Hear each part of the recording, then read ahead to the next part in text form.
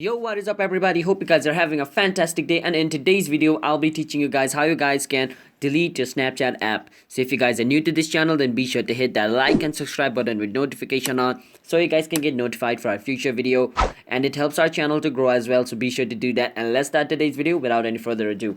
And yeah, watch this video until the end without skipping, because if you skip the video then you guys might get confused on how you guys can delete your Snapchat app. So it's pretty simple to delete the Snapchat app. Basically what you gotta do is hold on Snapchat over here by coming out of Snapchat and click on uninstall, and then your Snapchat will be uninstalled.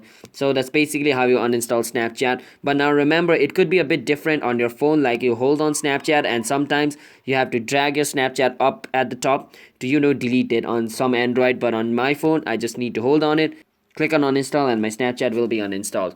So that's basically how we do it. So if you guys found this video helpful, then be sure to hit that like and subscribe button with notification on so you guys can get notified once our new video releases, and comment down below what type of video we should make next. And if you guys have any question related with this video, feel free to comment down below. We'll answer you guys and help you solve their problem, and I'll see you guys in my next video. Until then, bye bye and peace out.